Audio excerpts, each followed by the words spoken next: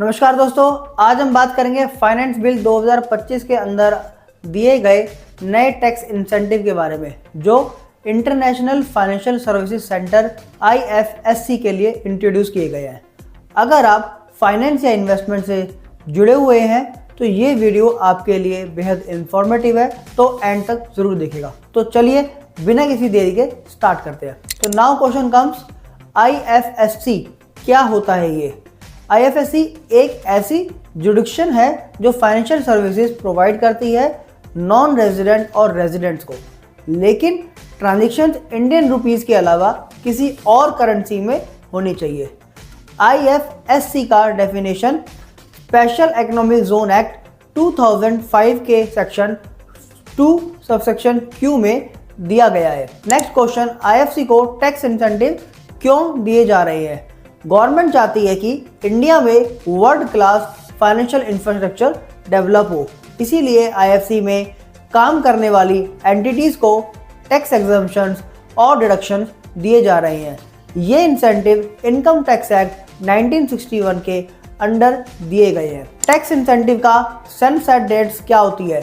Sunset date का मतलब होता है कि किसी पर्टिकुलर टैक्स बेनिफिट का कब तक बेनिफिट लिया जा सकता है। पहले IFSC का टैक्स इंसेंटिव के लिए अलग अलग सनसेट डेट थी, जैसे 31 मार्च 2024, 31 मार्च 25, 31 मार्च 26। लेकिन अब फाइनेंस बिल 2025 में इन डेट्स को 31 मार्च 2030 तक 2030 तक एक्सटेंड कर दिया गया है। नाउ क्वेश्चन कम्स, कौन से सेक्शन की सनसेट डेट एक्सटेंड हो गई है? Section 80 LA subsection 2 subsection D offshore banking units और IFSC के कुछ इनकम्स पे deductions. Section 10 subsection 4D certain income exemption जैसे asset transfer. Section 10 subsection 4F non resident के एयरक्राफ्ट या शिप लीज पर royalty interest exemption.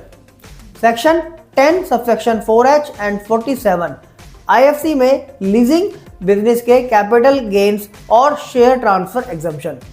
Life insurance policies के लिए क्या इंसेंटिव आए हैं?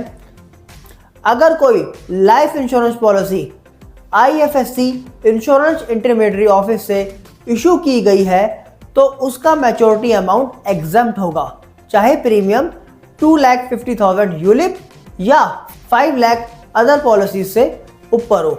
बस एक शर्त है कि प्रीमियम सब इंश्योर्ड का 10% से ज़्यादा ना हो।